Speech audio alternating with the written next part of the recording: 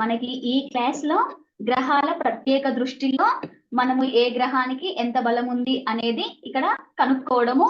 So మనందరికి దీనికంటే ముందు క్లాస్ ఏంటి, గ్రహ యుద్ధము. సింపుల్ పాయింట్, గ్రహ యుద్ధము జరిగింది అంటే ఏ గ్రహం అయితే తక్కువ డిగ్రీలో ఉందో ఆ గ్రహానికి ఆ భావం మీద హక్కు ఉంది. ఓకే, ఆ భావం మీద అవుట్పుట్ రిజల్ట్ ఇస్తుంది. సో దశ అయిపోతే వేరేలా ఉంటది, దశ అవ్వకుంటే వేరేలా ఉంటది. సో అందులో కంబస్ట్ అయినా వక్రంలో ఉన్నా, సో అసలు గ్రహ యుద్ధము అనేటువంటి టాపిక్ కి సంబంధించినటువంటి ప్రతి పాయింట్ అనేది మనం నేర్చుకున్నాము.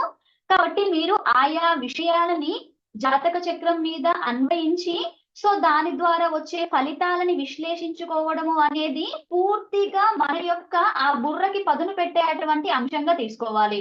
సో ఈ రోజు మనకి ప్రత్యేక వీక్షణ. సో మనకి నవగ్రహాలు ఉన్నాయి. ఆ నవగ్రహాలలో కూడా కుజుడు మరియు గురువు మరియు శనికి మాత్రమే ప్రత్యేక వీక్షణలు ఉన్నాయి. మిగిలినటువంటి గ్రహాలన్నింటికి కేవలం సప్తమ దృష్టి మాత్రమే ఉంది. మనందరికీ తెలుసు కుజుడికి 4, 8, 7 అనేది కామన్ పాయింట్ అయినా 4, 8 అనేవి విశేష దృష్టులు. అంటే 7తో పాటుగా కుజుడు ఉన్న స్థానం నుండి 4వ భావాన్ని 8వ భావాన్ని కూడా చూడగలడు అని అర్థం. నెక్స్ట్ గురువుకి వచ్చి 5, 9 అంటే గురువు ఉన్న చోటి నుండి 5వ స్థానాన్ని 7ని 9వ స్థానాన్ని కూడా చూడగలడు అని అర్థం. నెక్స్ట్ శని వచ్చి 3, 10 తను ఉండే చోటు నుండి 3ని 10ని అంటే 7తో పాటుగా ఈ భావాల మీద ఇవి ప్రభావాన్ని చూపించగలవు. అండ్ గ్రహాల యొక్క సప్తమ దృష్టి కంటే కూడా ప్రత్యేక వీక్షణ అనేది చాలా బలమైనది. ఈ ఒక్క పాయింట్ ని మన వాళ్ళు చాలా క్లారిటీగా అర్థం చేసుకోండి. దృష్టి అనేది అంటే గ్రహాల యొక్క దృష్టి మీన్స్ ఏంటి, దాని యొక్క ప్రభావం చూపించే చోటు అని అర్థం.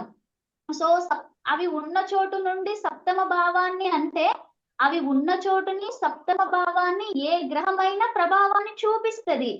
సో ఇలా ఒకే భావాన్ని 2 గ్రహాలు చూస్తూ ఉన్నాయి.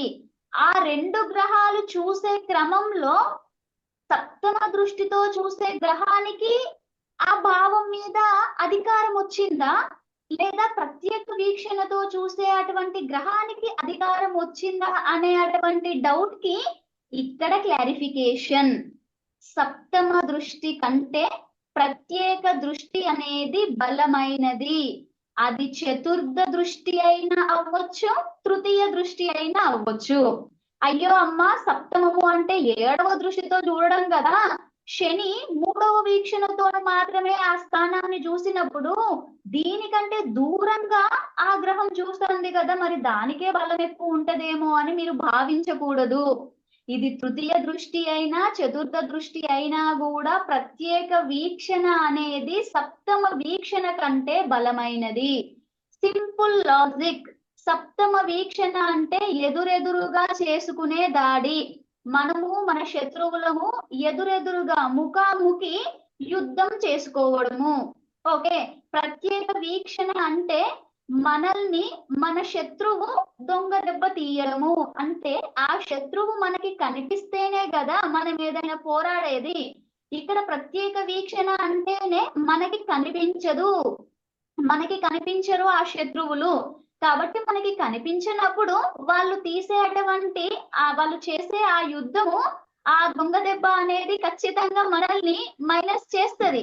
ఓకే, అంటే ఇక్కడ ఎవరు ప్రత్యేక వీక్షణలో ఉండే అటువంటి ఈ శత్రువు గాని ఈ మిత్రుడు గాని బలవంతుడు. సప్తమ వీక్షణ అయినప్పుడు ఎదురెదురు దాడి జరుగుతుంది, ఎవరు బలవంతులో వాళ్ళు విన్ అవుతారు. అంటే ఇక్కడ పోటీ, ఘర్షణ, యుద్ధము, తీవ్రత, ఈ రక్తపాతము ఇవన్నీ ఉంటాయి. సప్తమ వీక్షణ కంటే ఈ ప్రత్యేక వీక్షణ అనేది చాలా బలమైనది. సప్తమ వీక్షణలో ఇలా ఎదురెదురు దాడి జరిగినప్పుడు బలవంతులు ఎవరు అంటే తక్కువ డిగ్రీలో అని చెప్పాను. ఈ ప్రత్యేక వీక్షణతో చూడబడుతున్న ఈ గ్రహం కంటే ఈ గ్రహం తక్కువ డిగ్రీలో ఉన్నా కూడా ఇక్కడ విన్ అవ్వదు. అమ్మా మరి తక్కువ డిగ్రీలో ఉండే గ్రహానికే బలం ఎక్కువ, ఆ భావం మీద ఫలితం అన్నాం కదమ్మా, మరి ఇక్కడ కూడా అలాంటిదే వస్తుందా అంటే అసలు రాదు. ప్రత్యేక వీక్షణలో ఉండే గ్రహమే బలమైనది. ఈ పాయింట్ అనేది ఒక సింగిల్ లైన్ అయినప్పటికీ కూడా మనకి జాతక చక్రంలో మనం ఇచ్చే అటువంటి అవుట్పుట్ రిజల్ట్ లో ఒక మంచి క్లారిటీని అందిస్తుంది. కాబట్టి చాలా ఇంపార్టెంట్ పాయింట్ ఇది.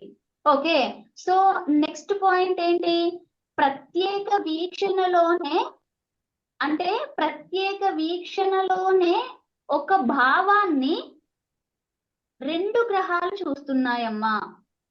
ఓకే, మనకి ఇప్పుడు అర్థమైంది ఏంటి అంటే ఈ ఫస్ట్ పాయింట్ కి కొన్ని ఎగ్జాంపుల్స్ చెప్తా. ఓకే, సింపుల్ లైన్ కంటే ఫర్ ఎగ్జాంపుల్ ఏంటి, ఇక్కడ ఏదో శని ఉన్నారు, ఇక్కడ చంద్రుడు కూడా ఉన్నారు, అండ్ ఇక్కడ ఏదో సూర్యుడు ఉన్నారు అని అనుకుందాము.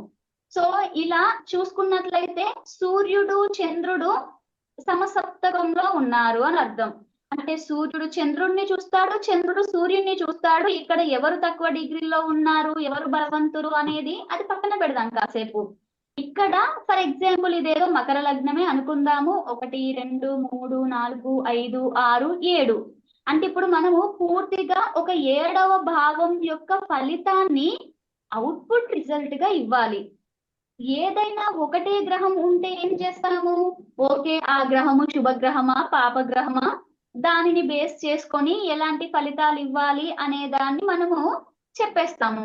కానీ ఇప్పుడు ఇక్కడ ఏం జరిగింది, ఈ చంద్రుడితో పాటుగా సూర్యుడు కూడా లగ్నంలో ఉంటూ సప్తమాన్ని చూస్తున్నాడు.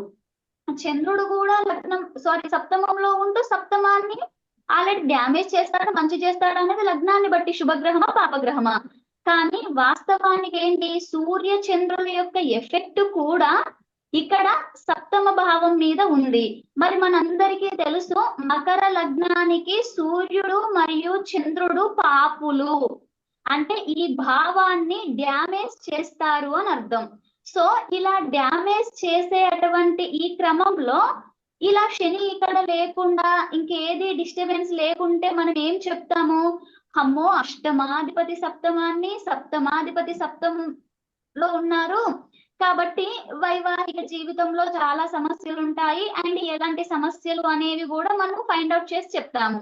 కానీ ఇక్కడ వచ్చిన చిక్కేంటి అని అంటే ఇక్కడ శని కూడా పంచమంలో ఉంటూ శనికి తృతీయ దృష్టి కూడా ఉంది. తృతీయ దృష్టి అనేది ప్రత్యేక దృష్టి కాబట్టి మకర లగ్నానికి శని శుభగ్రహం అవుతారు. మరి ఇలా శుభగ్రహంగా ఉండే అటువంటి శని కూడా 3వ దృష్టితో సప్తమాన్ని వీక్షిస్తున్నారు. సో ఇలా శని సప్తమాన్ని వీక్షించడము, కొద్దిసేపు ఇక్కడ చంద్రుడు లేడు అనుకుందాము.